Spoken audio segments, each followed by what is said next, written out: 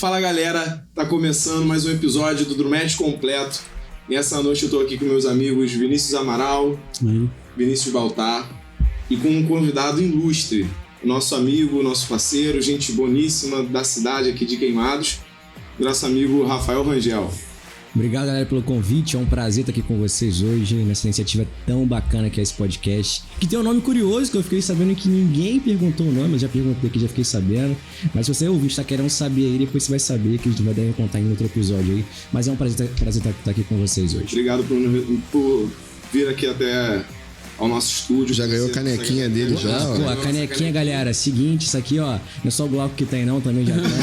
Eu vou tirar onda aqui também, pô. A nossa galera também, a Ateliê de Minas, mandou esse presente aqui, esse queijo da melhor qualidade. Show de bola. Pra você levar aí de presente. A esposa mineira vai se amarrar também. Pô, e não briga, né? Vai chegar em casa mais tarde, vai ó, trouxe um queijo. Trouxe um queijinho, pô. Trouxe um queijinho. Com certeza. É isso, galera. A gente também tá querendo agradecer essa primeira semana. Todos os views que a gente já teve até agora, as interações no Instagram, acho que tem sido muito bacana receber esse feedback durante a semana. Os meninos também, vamos falar mais sobre isso também. E é isso, galera. Estamos aqui com o Rafael, grande atuante da área de biomedicina, professor, mestrado já tem, doutorado, isso. Pai da Cecília. E tá aqui com a gente. Cara, quase me arrumou outra filha agora. Calma. Pai da Letícia. Letícia e Cecília, parece. Então, Rafael, é um prazer enorme a gente tá batendo esse bate-papo aqui. O Rafael também tá aqui com esses 2 livros que ele vai falar um pouquinho também sobre isso. Mas o papo hoje é um papo que a gente vai entrar em assuntos maçantes. Baltar também vai pra cima de você pra gente conversar nesse assunto que é delicadíssimo. E assim, pra começar, Rafael, nossa bagunça aqui, nossa conversa, eu queria começar falando pelos 2 livros que você está entrando nessa área. A gente quer também saber se você vai prolongar, vai escrever alguma coisa, vai ficar nessa assessoria. Então, esse aqui eu trouxe 2 livros aqui, que o nosso assunto vai ser um pouquinho sobre Covid, né? Eu trouxe 2 livros que eu tive participação. Esse aqui é o primeiro, Saúde e a Vacinação contra a Covid. Foi um livro organizado pela Laura, pela Cláudia e pela Patrícia, todos lá do Rio Grande do Sul. Vou mostrar aqui para a câmera para o pessoal ver. Esse livro aqui eu tive a oportunidade de escrever o capítulo de vacinas e variantes. Esse capítulo foi eu que escrevi, junto com outras 2 colegas da Fiocruz. A gente contou um pouquinho sobre as vacinas. Estava tendo muito mito, né? Vai mudar, a vacina dá câncer, alguma coisa e tal, tudo mais. Então a gente se viu na necessidade de escrever, de fato, produzir. É só a gente pensar, quando as pessoas lá atrás... as pessoas queriam se tornar referência em alguma coisa, as pessoas faziam o quê? Publicavam livros. Hoje em dia as pessoas publicam no Instagram, publicam no LinkedIn para se tornarem referência nas suas próprias áreas. Mas como a gente é da área acadêmica, a gente precisa publicar artigos e livros também. Então, como há uma escassa de assuntos de Covid em livros propriamente dito, a gente foi e escreveu então esse capítulo aqui de vacinas e variantes. E o outro livro é esse livro aqui, que é do meu querido amigo Rodolfo Fernandes. Ele teve essa iniciativa, eu fui revisor desse livro aqui, que é Covid-19, na parte de interpretações clínicas de exames laboratoriais. Então esse livro aqui é muito focado para profissionais médicos, para profissionais biomédicos, farmacêuticos, da área da saúde de uma forma geral. Onde aqui nesse livro o pessoal vai conseguir encontrar todas as informações para diagnóstico, para tratamento de pacientes com Covid-19. Então isso aqui é uma bíblia, basicamente, para futuras gerações aí que podem acontecer, outras variantes e coisas do tipo. Ô Rafa, vou te chamar de Rafa, que a gente já... Pode, tranquilo, já trocamos uma ideia. Esse aí realmente é uma bíblia, porque assim, eu falo um pouco da minha experiência, eu sou da parte administrativa, né, de gestão, hospitalar e tal, e eu vivi muito a pandemia, estava batendo um papinho aqui sobre isso lá em Petrópolis, e cara, eu vi o que era todo mundo como cego num tiroteio. Essa é a verdade. Você via quem eram os especialistas, as pessoas assim, cara, a gente não sabe o que fazer. Você tá com Covid, você vai pra casa, vai ficar isolado. Se você piorar, você vem e a gente vê o que faz. Assim, o início era obscuro. O primeiro mês, ele foi desafiador. Demais. E eu lembro muito bem disso, que quando o telefone tocou, era a equipe da Globo News, ela me chamando pra falar, quando o Brasil tinha 57 casos de Covid no Brasil. 57. Era muito difícil até a própria mídia achar profissionais pra falar sobre aquilo. Porque ninguém conhecia a Covid propriamente dita. E aí acabaram que a equipe chegou até mim, através da assessoria de imprensa, falou assim, você precisa lá falar sobre isso.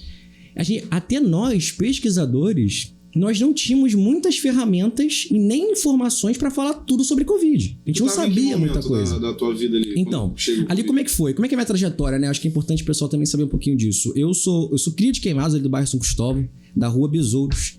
Então, cresci ali naquele bairro, estudei a minha infância, curiosamente, o meu maternal, eu fiz ali numa escolinha de baixo chamada Raios de Sol, que era do seu Matheus, que é o pai do Glauco, do prefeito. Ele tem curioso, ele falou disso na semana passada. Você não é meu pai, nem muito companheiro e tal. Eu fui aluno dele ali, e quem me alfabetizou foi até a esposa dele, foi a Cristiane. A Cristiane era professora lá, ela acabou me alfabetizando naquela época. Depois, muito pequeno. Depois eu tomei até uns, falei, caramba e tal. Mas isso é papo para um outro episódio.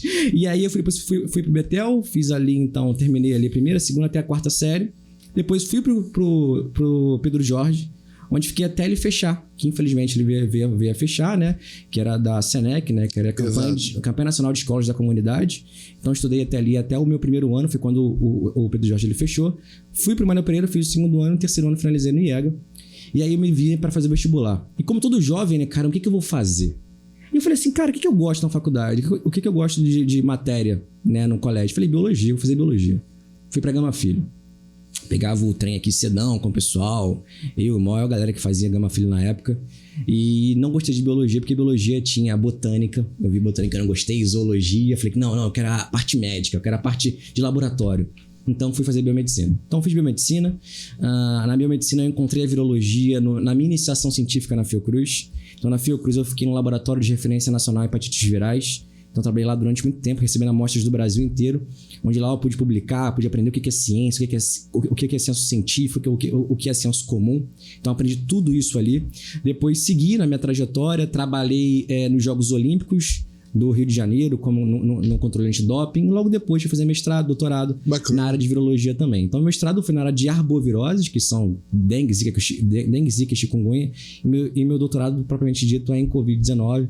Eu trabalhei com modelagem matemática, porque eu falei assim, cara, essa não é a primeira pandemia que a gente vai passar. Já até estou adiantando alguma coisa aqui, mas infelizmente não é a primeira pandemia. A gente estima que em menos de 10 anos a gente vai ter uma outra pandemia aí, de algum outro tipo de vírus, que a gente não sabe qual é. Mas, então, eu falei assim, o que a gente precisa aprender com ela? Então, hoje, na minha tese de doutorado, eu faço alguns cálculos matemáticos para a gente saber como esses vírus que têm potencial pandêmico se comportam em países tropicais. Que era muito comum a gente ouvir lá o pessoal, não, que o Imperial College falou que teremos tantas pessoas mortas, que teremos tantas... E nunca batia o número. Isso reforçava aquela galera da fake news. O Imperial College tá errando. Imperial College é isso e aquilo. Eu falei assim, cara, como é que a gente pode corrigir isso?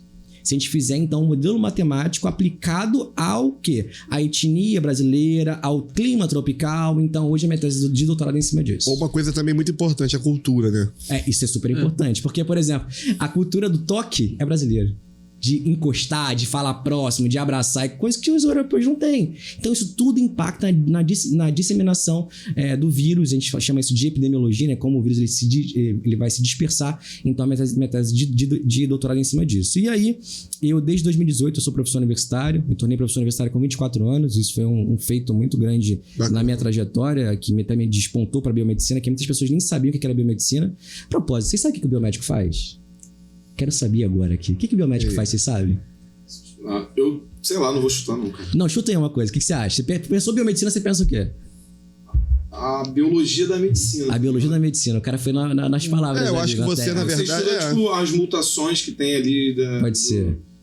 Do que a gente não vê, né? Tipo, sei lá, vírus. Pode ser, então, pode ser. Você estuda os micros, né? As paradas mais... O interessante da biomed é que ela é uma profissão na qual ela tem uma versatilidade muito grande. Então ele pode ser o cara que faz o teu exame de tomografia, ou pode ser o cara que vai na clínica de estética, faz o teu botox ou o seu preenchimento, ou pode ser o cara que tá lá na Fiocruz pesquisando. Ele botou pra mim, não botou? Pode. A gente tá vendo aqui aquelas linhas de expressões aqui na Vinícius já. Então, assim, o biomédico é muito versátil, então ele pode ser esse profissional. Então, com 24 anos me tornei professor universitário, e aí fui ser coordenador de curso. Na pandemia, trabalhei aqui em Queimados, então trabalhei aqui gerenciando a pandemia aqui, foi muito bacana, foi o maior aprendizado. Hoje estou em outro município trabalhando, mas foi muito aprendizado e a pandemia me ensinou bastante coisa. Então, Rafael, você tocou numa parada, tá até anotando aqui pra perguntar, porque quando começou a pandemia, eu contava sempre essa história pra todo mundo que ia lá em casa, que fica sempre aquela resenha, tá, aqueles assuntos. Quando eu cheguei na faculdade, eu tinha uma matéria chamada Metodologia da Pesquisa Científica. Que todo mundo tem medo e acha chato. Aí ali, entre aquele monte de coisa complicada de produzir teu artigo, de norma da BNT, a professora deu uma aula um dia que... Sabe que coisa que você aprende e fica na tua cabeça e não esquece nunca mais? E ela explicou exatamente isso.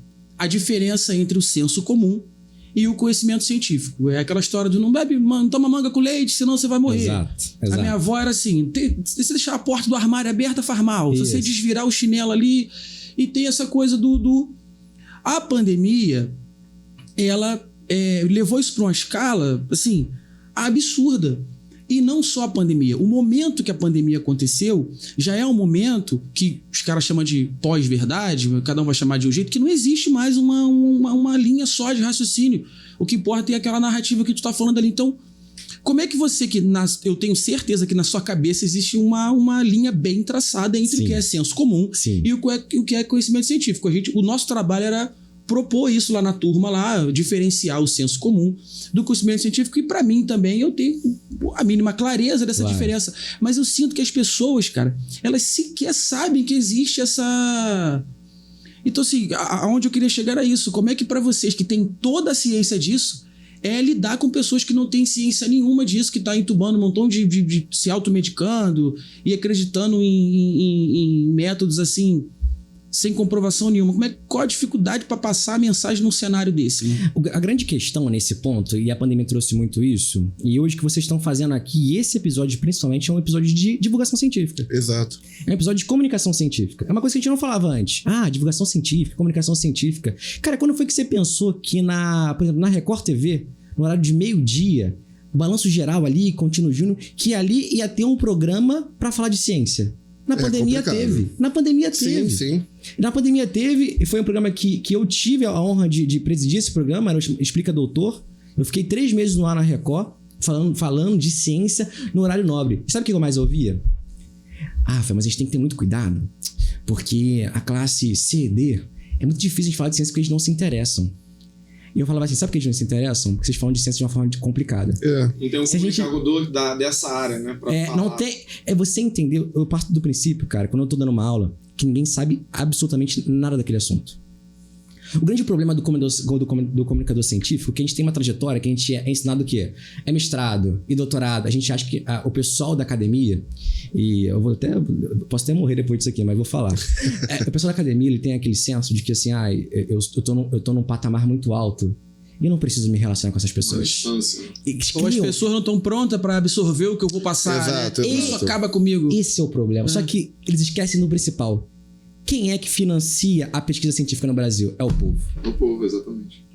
Cara, se eu não fizer a ciência pra galera que tá pagando ali minha bolsa, pra galera que tá pagando meu insumo, como é que eu vou fazer ciência de forma correta? Mas aí, Rafa, você fala te cortando, você fala uma coisa até bonita, eu achei bacana você falar sobre isso, mas a gente vive também, politicamente falando, o emburrecimento da classe, né? Sim, então, ao mesmo tempo, tem pessoas que nem sequer tiveram a oportunidade de indagar se gostam ou não de ciência. Ela não tem a capacidade de estar ali entendendo, mesmo que você procure, às vezes, uma forma a mais, porque é interessante aquela pessoa não aprender aquilo. Né? É engraçado que as pessoas perguntam assim, mas quem foi que te falou isso? Não, porque eu vi fulano postando. E fulano postou, e a pessoa tem credibilidade. Aí sabe o que eu falo pra essa pessoa? Eu falo assim, a gente precisa entender a diferença de formação para informação. Essa é a principal coisa. Rafa, rapidinho, você vai entrar num assunto que a gente separou tem uma pergunta exatamente do internauta para falar exatamente desse assunto. A gente pode antecipar. Então vamos adiantar. Não, olha só, só baseado no que o Baltar falou, para arredondar sobre esse tema que eu trouxe aqui, porque o Baltar trouxe luz aqui para coisa que acontece muito. Eu já virei várias vezes para uma pessoa e falar assim, não, porque tantos % disso, mas eu não acho, não.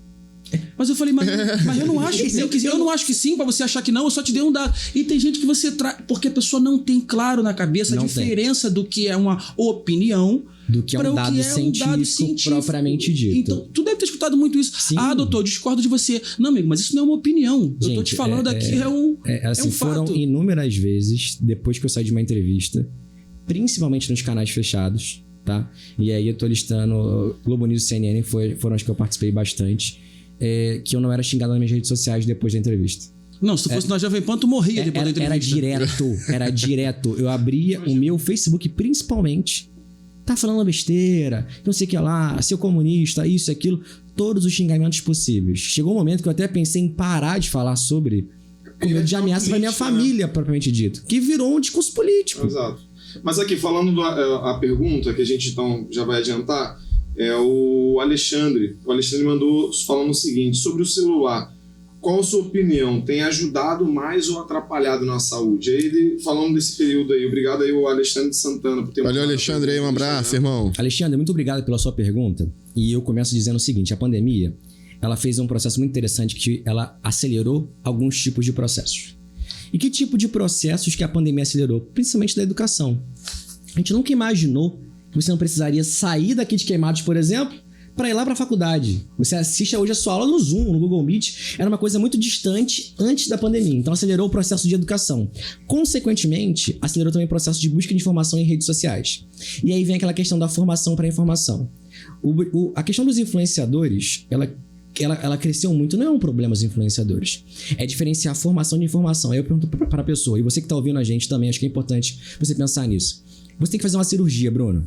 A cirurgia que você vai fazer, você pode fazer com 2 profissionais, tá? Ou com 2 pessoas, vou nem colocar profissionais, com 2 pessoas. Uma pessoa que assistiu todos os tutoriais de YouTube de como é fazer uma cirurgia e uma pessoa que estudou, fez graduação, residência e mestrado na área de cirurgia. Com quem você vai fazer? Eu vou fazer uma piada aqui, mas óbvio que com um estudante de medicina. Com a pessoa que estudou, fez residência. Ia colocar o terceiro aí, o Grey's Anatomy. Tem o Grey's Anatomy, tem muito médico também que... Então, assim, todo mundo que eu faço essa pergunta, e quando eu faço essa analogia, a pessoa fala assim, cara, eu vou fazer um cara que estudou para aquilo, que Exato. se formou para aquilo e não com o que se informou. E por que com as notícias e com os dados científicos você aceita de qualquer pessoa? E não com quem se formou para dar aquele dado científico? Então, a gente precisa separar essas duas coisas. A gente precisa dar mais voz para formação e não para informação. Isso vem muito do discurso, daquela questão, que são as soft skills, o conteúdo não é importante. Não, quando a gente fala de ciência, o conteúdo, sim, ele é importante. É importante que a gente desenvolva também ferramentas, é importante que a gente também desenvolva habilidades para gerenciar no mercado de trabalho, sim. Mas a formação no âmbito científico é super importante. Então, o celular, ele ajuda e atrapalha ao mesmo tempo. Isso por quê? Aí a gente vai ter um debate muito grande, educacional, propriamente dito, porque o gap hoje está na educação básica no Brasil. Uhum. O pessoal fala de faculdade, isso, aquilo, assim, gente, se a gente não corrigir a educação básica, a gente vai ter uma geração que vai continuar repetindo isso que a gente está vivendo hoje. Porque as pessoas caem nessa porque não tem uma base escolar boa. Exato. Se a gente tivesse uma base escolar boa, a gente não teria os números de problemas que a gente tem hoje. Mas o celular, ele ajuda e atrapalha ao mesmo tempo. Ele ajuda em que sentido? Se a pessoa tem esclarecimento antes. Se a pessoa não tem, ela pode acabar caindo num caminho meio torto. E é engraçado, cara. Engraçado e triste, né? Quando eu fui... Uma vez eu tava em casa e pediram... Eu não lembro agora qual foi a emissora. Me pediu pra desmistificar por que aquele vídeo era uma fake news. Cara, é incrível, porque no início do vídeo, o cara fala tudo certinho. Ele fala, não, que a vacina vai fazer isso, vai fazer aquilo outro, isso, aquilo. No meio, ele pega uma vírgula, uma palavra e troca. E é isso que dá o teor de fake news. Era um vídeo que falava que a vacina alterava o DNA da pessoa e dava câncer. Uhum. Ele fala o princípio da vacina no início certinho. No meio do vídeo, ele trocava uma palavra, proof, e mudava todo o sentido do vídeo. Pra você pegar aquilo ali, só quem é da área que pegava. Uhum. A pessoa que não é da área não vai pegar aquilo. Então, assim, tem muita coisa a se fazer. É um debate político muito grande em cima disso. Tem a PL rolando aí e tudo mais. Exato, mas isso que eu ia falar com você. Você acha que juridicamente isso é uma coisa também que tá arrastando no país? Porque... Cara, é muito complicado isso, porque, assim, acho que o debate precisa mais ser debatido. Eu acho que, assim, é uma questão que existe... E o pessoal tem um lado não querendo, outro lado querendo empurrar a goela abaixo. A gente precisa falar. A gente precisa ser ouvido. Assim, porque os políticos hoje, eles tomam a pauta do negócio sem antes nem ouvir quem realmente tá vivendo aquilo ali. Então, acho que a gente precisa mais falar sobre isso. Não existe referendo no Brasil. Existe referendo. O único problema da fake news é que já tá rolando desde 2019. Talvez a gente precise olhar para um cenário internacional, ver o que o mundo está fazendo. Bruno, no Brasil, os fenômenos, eles geralmente, eles não... Pode ser que alguma coisa nasça aqui, mas normalmente são coisas que que aconteceram em outros centros e foram reproduzidos aqui algum tempo depois. E se você puxar para ver o que acontece nos Estados Unidos, você sempre vai estar aqui um pouco atrasadinho, vai acontecer aqui. Então o que você vê lá? O lado que é acusado de fazer alguma coisa, ele acusa o outro lado de fazer o mesmo. Aí você embola com tudo. Nós estamos em grupo de WhatsApp aqui agora. Tem gente que tá contra o PL da fake news. O Google também tá.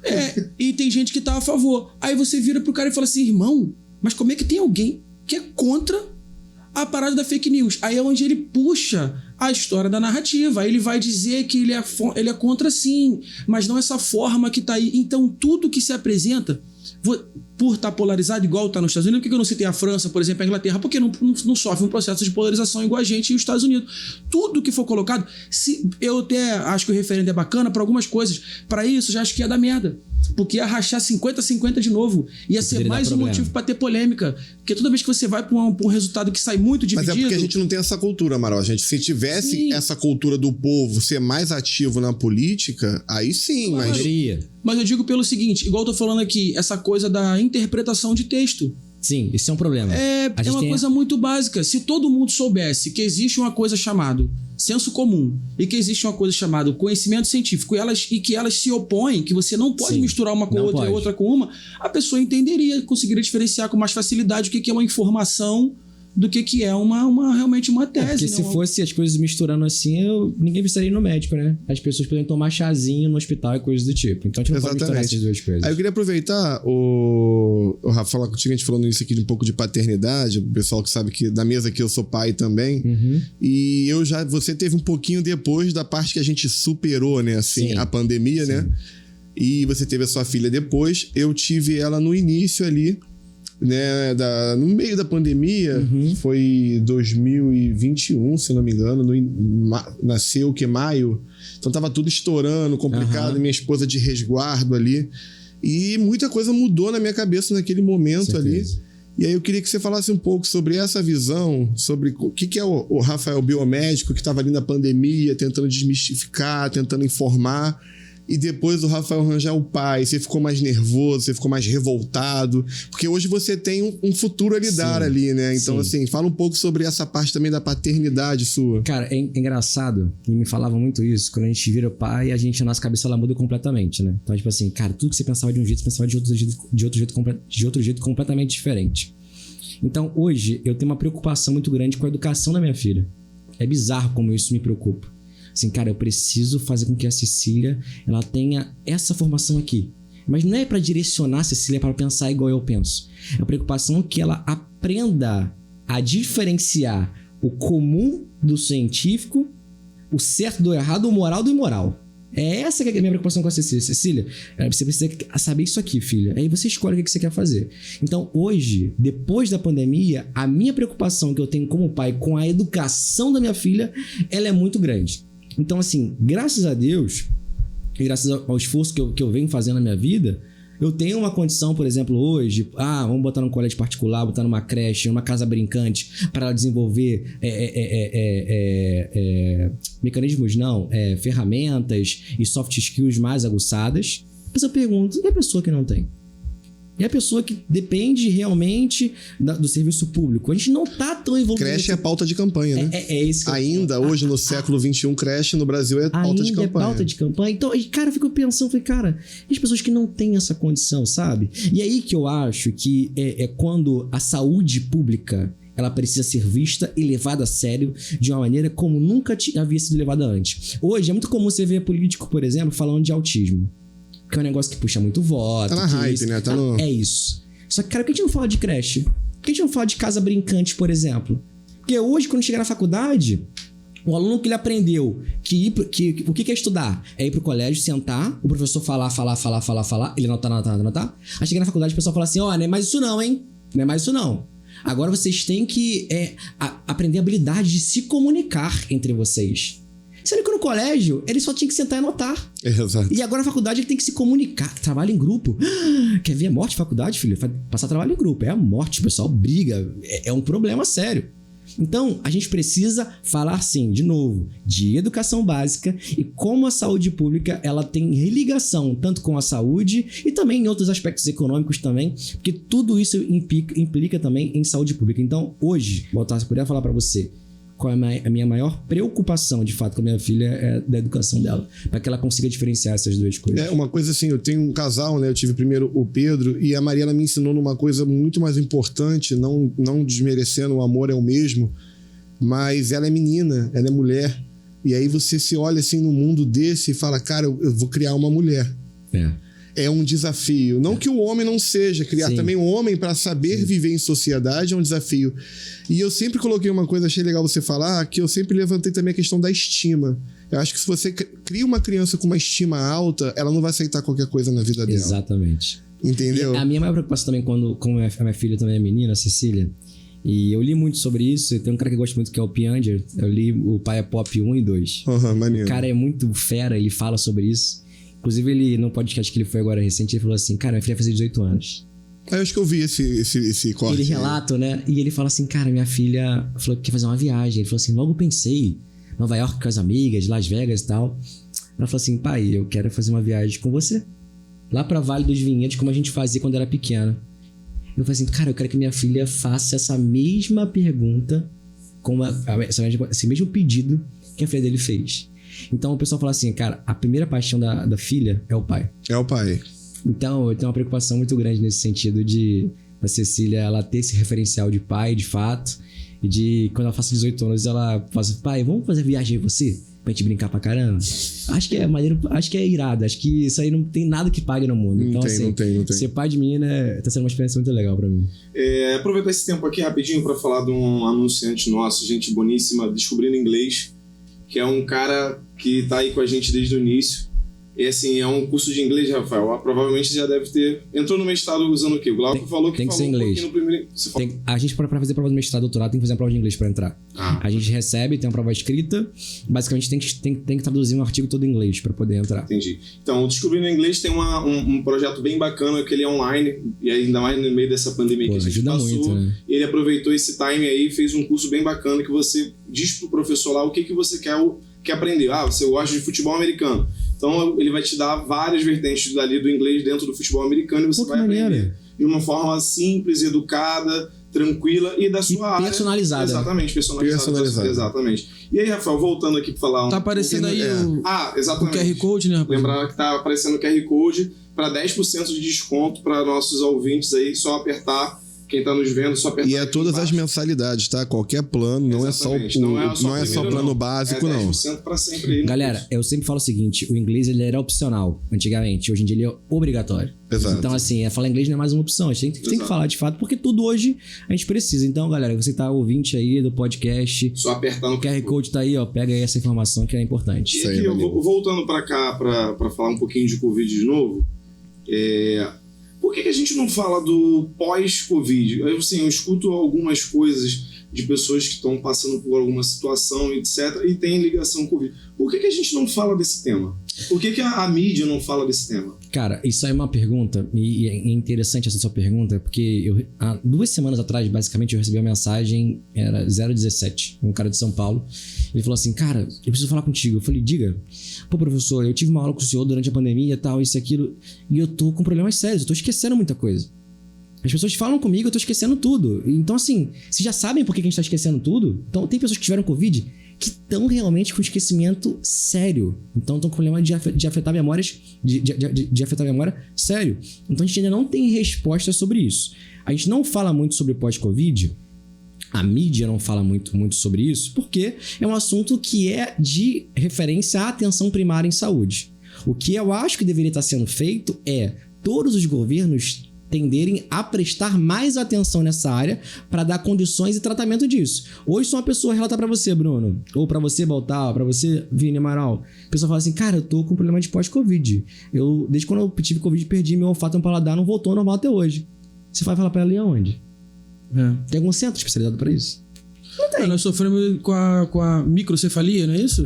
Com a sequela da Zika. Na época da Zika. Era muito novidade também. Que até hoje... Começaram a perceber que havia uma associação ali. Exato. E começou a ter menos grávida, porque o pessoal fica receoso de engravidar. E tal. Então, hoje a gente vê ainda pessoas tratando com relação à Zika até hoje, mas no pós-Covid a gente ainda não tem e não é falado muito sobre isso. Na verdade, não é falado porque não é fomentado isso. As pessoas elas deixam quieto, uma hora volta, uma hora coisa. Só que tem pessoas que estão desse lado de cá, do senso científico, que falam assim, cara, 2 anos, não voltou ainda, tem alguma coisa muito errada.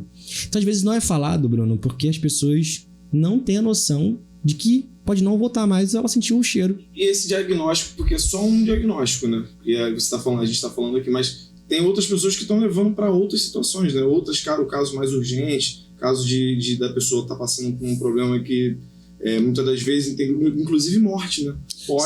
Sim, isso tudo pode acontecer, acho que por conta da questão da incidência não ser tão grande. E aí, como a incidência não é tão grande, não é tão relevante para a mídia propriamente dita, né? Então eles deixam quieto ali. Caso tenha um boom, por exemplo, de alguma coisa, aí sim vão falar. Mas eu acho que quando a gente fala, e um aprendizado para a nossa saúde com relação à pandemia, acho que é legal falar isso também. Eu tive, em novembro de 21, eu tive em Brasília, eu ganhei um prêmio da Organização Pan-Americana de Saúde, da OPAS. Eu fui eleito entre... Hoje o Brasil ele tem uns CIEVs, né? Que são Centro de Informações Estratégicas de Vigilância em Saúde. Uhum. Eu era diretor de um CIEVs, de São Gonçalo, município de São Gonçalo, onde eu fui eleito um dos melhores 5 CIEVs do Brasil. Bacana. Então, eu fui pela Brasília para apresentar o que eu fiz. Basicamente, a gente fala muito de inteligência artificial. Então, basicamente, eu elaborei um código de inteligência artificial junto com uma equipe minha, obviamente não sozinho, porque eu não detenho esse conhecimento de inteligência artificial, onde a gente conseguia, por exemplo, eu via em tempo real, por exemplo, vou dar um exemplo aqui de Queimados, porque eu conheço bem. Tem 5 pessoas que positivaram na Rua do Lazareto, no São Roque.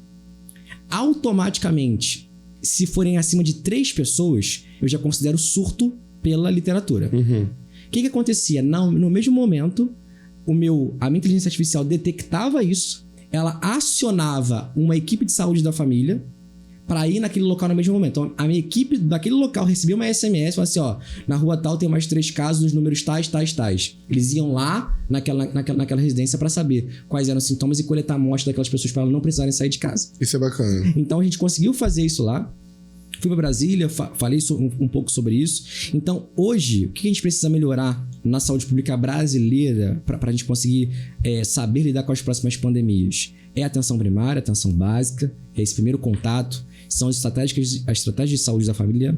E também outro ponto é a resposta. Hoje o Brasil investe muito nisso. A gente tem vários funcionários do Ministério da Saúde que estão lá fora hoje, se aprimorando nesse sentido da resposta às emergências de saúde pública. Eu participei, tive maior felicidade de participar do primeiro simulado de resposta à emergência de saúde pública do Brasil. Muito bom, a gente esteve lá em Brasília, então acho que tem que melhorar tudo isso aí. Eu acho legal, assim, que eu vejo você falando isso, se a gente pegar aqueles filmes tipo Independence Day, 2012, aqueles, não, pegar esses filmes onde tem o cara científico que fica viajando de avião pra falar, pra resolver, fala, gente, ó, tá dando merda, tá? E aí ninguém acredita. Dá isso. Eu não olhe pra cima. Exatamente, eu não olho pra cima, por exemplo. Eu sou aquele coadjuvante que fica o tempo todo lá no postinho, lá no hospital, trabalhando e correndo pra ajudar os outros. Isso é legal. E isso, assim, foi uma experiência muito boa ver você falar esse outro lado, a parte lá da ponta pra resolver o problema, e eu na outra ponta tentando entender o que estava acontecendo, esperando a resposta de vocês, entendeu? Eles estavam esperando vocês responder pra gente, tipo assim, o que a gente faz? Pra onde a gente vai? Onde que é o gol? O que usa? E achava muito bacana isso, assim, falando assim de gestão na área da saúde, como profissional, é muito bacana você passar por esse desafio, mas era assustador. É assustador. Era tortura, porque você acordava de manhã e falava assim, vamos mais um dia combater um inimigo invisível. Parecia que você estava saindo de um filme assim, vou ali encontrar com os alienígenas. Perdi amigos do trabalho. Chegava, cadê fulano? Afastou.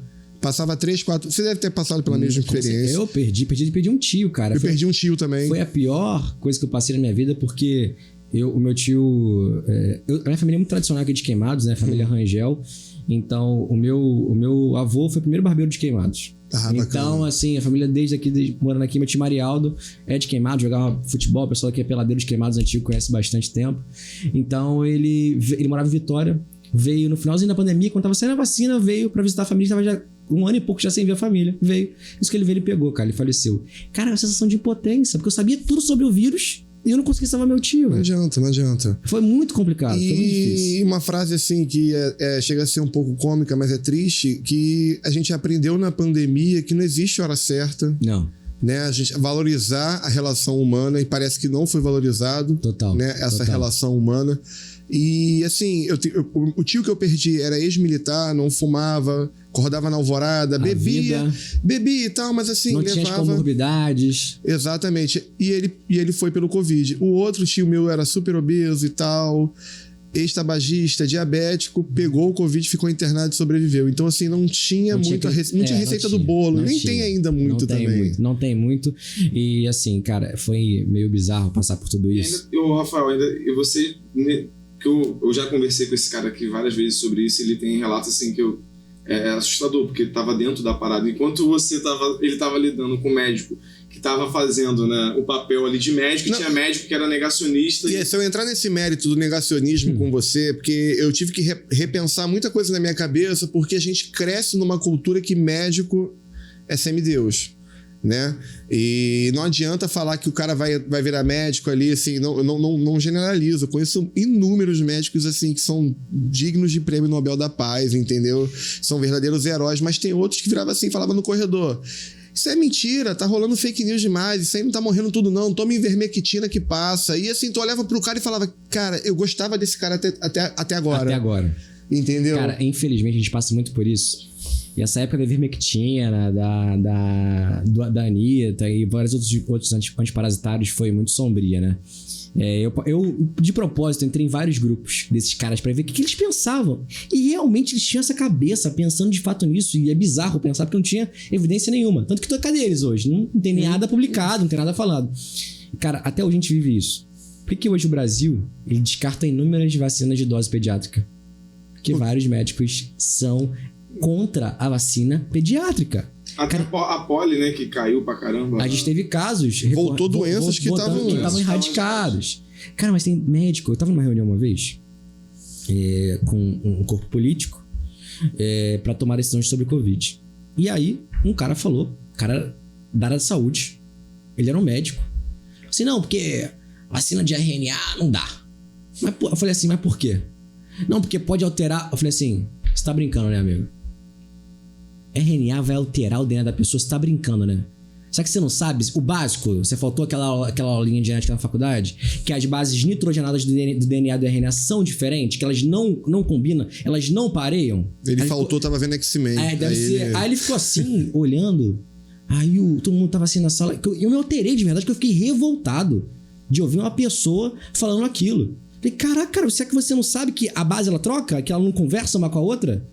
Então, assim, você que tá ouvindo, gente, aí, ó, aqui, não tem como vacina a bivalente, gente, que é RNA, não tem como alterar seu DNA. Você não vai ter câncer, você não vai morrer por nada disso. Porque são coisinhas que não conectam. Você imagina como se fosse dois pinos do seu secador, por exemplo. Você vai colocar assim, ambos, assim, não vai entrar. Tá? Então precisa ter combinação. RNA é uma coisa, DNA outras não se combinam, então não tem perigo disso acontecer. Ótimo. Cara, eu acho que quando eu vi isso aí e as pessoas falam, não, mas você vai vacinar seu filho, sei que lá. Eu, cara, vou vacinar sim. As pessoas já têm muito medo sobre isso, mas eu sempre falo, até a mesma questão das urnas eletrônicas, né? Que agora não presta, antigamente prestava. Mas assim, a gente até hoje, a gente era exemplo de vacinação no Brasil. A gente caiu muito de cobertura vacinal. A gente precisa voltar a dar esse exemplo. E não dar espaço para esse tipo de discussão boba. E eu desafio a quem quiser a fazer um frente a frente, em qualquer lugar, onde seja, para que eu mostre todas as evidências científicas que as vacinas elas funcionam. E elas têm sim um papel fundamental na saúde pública, tanto brasileira quanto mundial. Beleza, o papo tá bom, a conversa tá boa, mas a gente tá chegando já próximo ao nosso final. Tem uma pergunta aqui que eu queria só para finalizar, de um internauta, nosso amigo Ian Raum, mandou uma pergunta do seguinte. Tá quase finalizando, mas não tá finalizando. Quase. Isso, vambora. Não fiquem tristes que tem conversa. Vambora. Na sua opinião, como biomédico, quais os avanços você quer ver no SUS? Cara, é aquilo que eu falei com vocês. Obrigado, Ian, Ian, muito obrigado pela pergunta. Eu acho que é super pertinente. A gente precisa... Cara, é muito complicado isso. E assim, é meio triste também, porque quando tá no hype do negócio, todo mundo quer fazer. Depois que passa, nem todo mundo esquece de fazer. Essa é a grande verdade. Quando a gente tem que analisar a principal coisa que a gente tem de ouro aqui no Brasil é o SUS. A gente for para os Estados Unidos, Europa, tal, nada disso tem. Então, assim, eu preciso estruturar a minha atenção primária. A gente precisa ter isso como ferramenta. Porque o que sabe o que aconteceu na pandemia? Abriram-se paliativos disso. O que era o paliativo disso? Era um hospital de campanha. Exato. Vamos abrir um hospital de campanha, que lá vira centro de referência, lá vira centro disso. Por que não tem centro disso em cada bairro? Se essa aqui é a ideia... Voltamos pro básico, né? É o básico. Cara, é o básico. Cada posto precisa ter ali para atender a população daquela região. Precisa daquela cobertura. Então, hoje, a resposta a endemias ou problemas de saúde brasileira, hoje ela funciona a nível nacional. Como eu falei para vocês, existe o CIEVS, que é o Centro de Informações Estratégicas de Vigilância em Saúde. Existe o CIEVS nacional. Como é que funciona isso? Existe o CIEVS nacional, os CIEVs estaduais e os CIEVs municipais. Qual é o critério para ter um CIEVs municipal? Um município que tenha mais de 500 mil habitantes. Esse é o critério. Os CIEVs estaduais, todos os estados têm CIEVs. E tem o CIEVs nacional. Quando o CIEVs nacional ele recebe um alerta dos países vizinhos de alguma doença que apareceu, eles repassam isso. Então já fica alerta. Se aparecer qualquer pessoa com sintoma daquela doença ou algo do tipo, a gente já sabe, opa, pode ser, vamos testar aqui. Então, a resposta à emergência de saúde pública está acontecendo. Só que aí eu falo, se acontecer outra pandemia, qual foi o município que se estruturou para atender bem aquela população? Nenhum. É o paliativo. É só paliativo. O brasileiro, ele tem uma cultura... Salve quem puder. Ele tem essa cultura, o brasileiro tem essa cultura. Ele tem essa cultura de quê? Ele só vai procurar o serviço médico quando ele tá com dor já, tá doente. Não, tá só uma dorzinha, eu tomar uma Novalgina. Que se gasta de cirurgia de hérnia no SUS. Então o pessoal não podia resolver num postinho, com uma educação, conversando com uma nutricionista. Cara. Não precisa do médico, a gente tem um trabalho multiprofissional também. O brasileiro, ele é remediador e infelizmente isso extrapola para a esfera política. A gente precisa ser preventivo. O Rafael, agora assim, pegando até um gancho no meio da sua fala aí, você falou sobre futuras pandemias, etc. E a gente, logo no começo da pandemia, a gente se viu diante de um dilema, né? Surgiu um novo vírus no mercado de Wuhan e o vírus veio do morcego. Sim. Aí, a primeira vez que eu escutei falar nessa coisa do morcego, etc., eu nem entendi muito bem. Achei que aquilo podia, não ser bem que isso viagem, e tal. Né? E aí, daqui a pouco veio uma outra informação, que é a história de que existem vírus que são feitos em laboratório. Sim. E aí, a pergunta que muita gente não entende, que a pessoa pensa que os chineses são vilões, né? Exato. E que eles estão cultivando vírus em laboratório porque eles querem acabar com a humanidade, etc. Querem virar a melhor economia global. Isso, tal. então assim, eu queria perguntar para você, primeiro, são muitas perguntas em uma só, mas no mesmo raciocínio. Tá. Primeiro, se é possível você criar um vírus em laboratório. Segundo, com que intuito se cria um vírus em laboratório. Terceiro, se é possível, a partir dessa criação em laboratório, se isso pode vazar. E ainda por cima, agora para te complicar mais, se isso vazar, como é que isso transmuta de espécie? Porque ele primeiro vaza para um bicho, para depois vir para os seres humanos. Tá, vamos entender então o porquê que o pessoal fala que é possível que tenha sido do morcego. O morcego ele é o maior reservatório de coronavírus. Ele é o maior reservatório de vários vírus e principalmente de coronavírus. Então ele era o maior reservatório. Então é muito comum que os morcegos tenham contato com outros tipos de animais, como por exemplo o pangolim, que foi muito falado, que é um tipo de tatu, onde há uma interação entre morcego e pangolim na vida selvagem. E assim como a gente aprende lá na escola que existe a Tênia saginata, que vem lá da vaca, ou a Tênia sólica, que tem aquele ciclo, existe também o ciclo viral. Como, por exemplo, a gente tem a adaptação, por exemplo, o morcego, ele pode ter contato com o pangolim? Pode, mordendo o pangolim, ou ele comeu uma fruta em algum lugar, caiu, o pangolim pode comer aquela fruta também, então essa interação pode acontecer. Então, quando essa interação ela acontece, eu posso passar um vírus que estava aqui no morcego, esse vírus passar para o pangolim, esse vírus se adaptar e passar a infectar humanos. E por que o pessoal falou de China, mercado molhado e coisas do tipo? Na China é muito comum o mercado molhado que se fala, eles cortam o mesmo animal no mesmo lugar. Então você corta uma galinha, sangue de galinha espalhado, embrulhou da pessoa. Vai cortar agora um tatu, por exemplo? Eles cortam, o sangue se mistura, junta tudo e coloca. Então pode ter acontecido um cruzamento aí de material, e é isso, material biológico, e ter sido tipo de e nesse cruzamento, a pessoa não, na verdade, né? E nesse cruzamento de sangue, tanto do morcego, tanto do pangolim, a pessoa tem ingerido isso e ficado doente.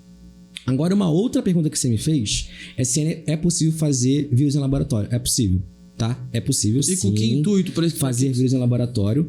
A gente hoje, tá? A gente trabalha com alguns tipos de... Vou dar um exemplo para vocês aqui no Rio de Janeiro. Fiocruz. A gente tem um laboratório que trabalha com...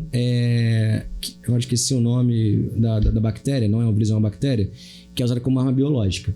A gente tem esses laboratórios aqui no Brasil também, na qual a gente faz um estudo, a gente estuda esses vírus, mas para fins o quê? Se em algum momento usarem como arma biológica, a gente vai se proteger. A gente saber se proteger, tá? Qual é a teoria que se espera que o pessoal entende em Wuhan que aconteceu naquele laboratório NB4, que é um laboratório de nível de biossegurança surreal? Levaram o morcego para dentro do laboratório, tá? E aí, sem saber que o morcego estava infectado, não tiveram cuidado devido. E acabou que aquele morcego infectado teve contato com o humano pegou aquela doença, não sabia que estava infectado com aquilo. Você falou uma coisa agora que me remeteu a memórias aqui da pandemia, que é o cuidado indevido. Porque você pega momentos assim, a infecção se alastrou, você falou do toque cultural do brasileiro. Sim. Entendeu? E aí eu queria até puxar esse gancho pro que eu ia falar agora. A gente estudou videomedicina, né?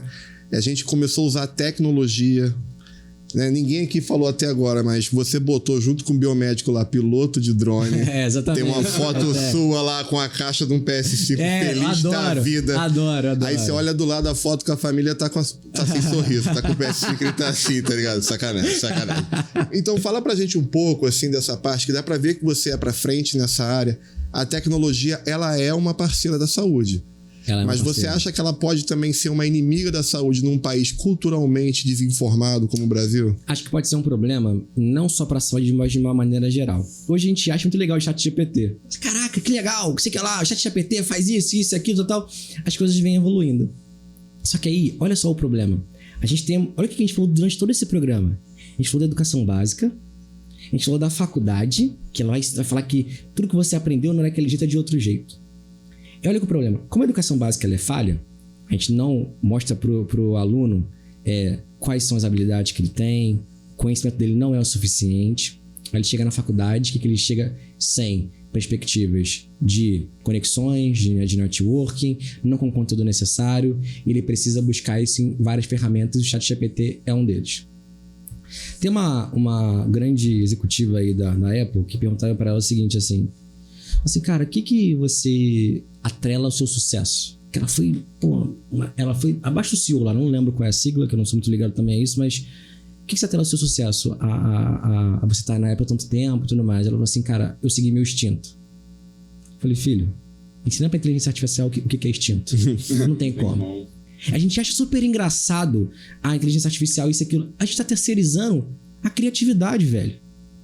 Aquilo que o ser humano tem de mais precioso, que é a gente ser criativo, que é a gente ser intuitivo, a gente tá querendo colocar uma máquina. Então a gente tá achando isso super legal. Só que a gente precisa dar mais voz pra nossa essência. E isso, cara, é até interessante você perguntar isso, como é que a tecnologia ela pode ajudar a saúde. Sempre quando eu me perco no meio do caminho, é interessante isso também a gente falar disso. Nem todo mundo, a gente não é perfeito, a gente sabe muito bem disso. Uhum. Se a gente conhecesse a gente como a gente mesmo se conhece, a gente nem sentaria do nosso lado. E aí, o grande ponto é o seguinte, eu comecei a falar assim, cara, eu tô me perdendo. Tô perdendo a minha essência. E sempre quando eu perco a minha essência, eu me pergunto por que eu fui fazer faculdade na área da saúde. Assim, cara, o que foi que estimulou o Rafael lá em 2010 a fazer faculdade de biomedicina? Por quê? Ah, cara, eu queria ajudar as pessoas, eu queria transformar vidas de alguma maneira. Ah, pô, aí eu volto pra mim, eu volto pra minha casinha, eu volto pro meu lar. Eu acho que a tecnologia, ela ajuda, mas se você se deixar levar, você perde o principal sentido de um curso da área da saúde. Sabe o que é acolhimento? É Maravilha, ser falou humano, tudo, é ser humano. Não é o cara do leito 8, não é o cara do leito 7. É o Vinícius, uma pessoa, uma família. esposo da a gente aprende muito Andressa, isso. pai Da Maria Rita, do Pedro. E do Pedro. É isso. É isso que a gente precisa, ser humano. A gente precisa parar com esse negócio de terceirizar o que é ser humano pra máquina. Eu acho que é esse que é o ponto. Tem um cara que eu gosto muito de ouvir, que é o Murilo Gun, ele fala muito sobre isso. Ele fala muito sobre isso, sobre a gente realmente voltar pra nossa essência e ser aquilo que a gente realmente tem que ser, que são as pessoas, de fato, ser humano que tem sentimentos. Acho que isso é super importante. Perfeito. Galera, eu queria agradecer a tua presença aqui, Rafael. Acho que foi um papo super descontraído. Pô, já acabou, já. Queria falar mais. A gente alongou até um pouquinho, mas eu queria aqui agradecer a Marmoraria Baltar por estar nos ajudando, estar nesse projeto com a gente. É super importante ter parceiros dedicados com a gente, que se empenham também em ajudar o nosso projeto. Acho que é isso. Obrigado, Baltar. Quem quiser entrar em contato, mandar um orçamento, é só clicar aqui no QR Code que está aparecendo. E também agradecer ao nosso amigo do Boteco Resenhando, nosso parceiro também, gente boa demais, Macarrão. Obrigado pela parceria. Melhor bolinho de feijoada. Vambora. Sai daqui, a gente deve molhar a palavra, né? Lá no Resenhando, com certeza. E aí é isso. Agradecer demais a galera que está nos acompanhando aí. Quem puder divulgar, compartilhar, curtir e também se inscrever lá no nosso canal, que é o canal Drumete Completo, que é esse nome fantástico que tá rolando aí a nossa rapaziada. Então, assim, obrigado, Rafael, pela sua presença. Muito obrigado aí. Obrigado pelo papo. E é isso. Clovinho, um abraço.